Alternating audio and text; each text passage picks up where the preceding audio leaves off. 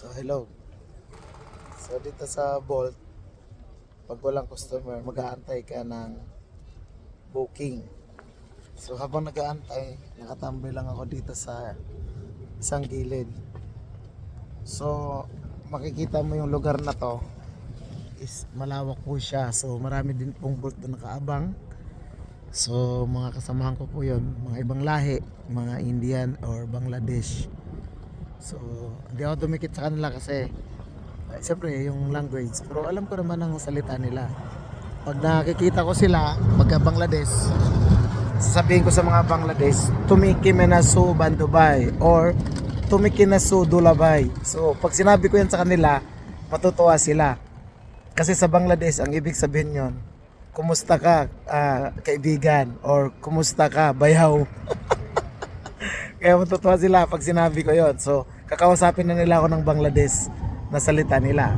So wala akong masyadong alam sa salita nila, pero naintindihan ko mga konting words lang sa mga Bangladesh. Sa mga India naman, pag nakikita ko sila, tulad yan, mga India, binabato ko sila, namaste, bye. Tapos sasabihin ko sa kanila, kyawa, bye. Tapos sasabihin ko sa kanila, nam kya hai, bye. So matutuwa din sila mga India.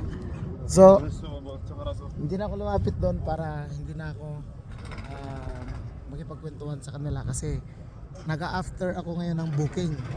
So dito tayo ngayon sa aming city ng Brno, Czech Republic.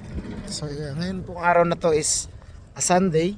So shout out sa ating mga idol dyan. Ako taghihintay lang ako ng booking. So ayan po ang aking bike. So shout out po pala sa nagbigay sa akin ng holder ng phone. So dalawa na po ang aking lagayan. Pag tumatakbo ilalagay ko doon. Kasi dati pag tumatakbo wala akong holder, dito ko po nilalagay. Sa Usagi vlogger bag. So from Philippines. So shout out sa nagtitinda ng Usagi bag diyan.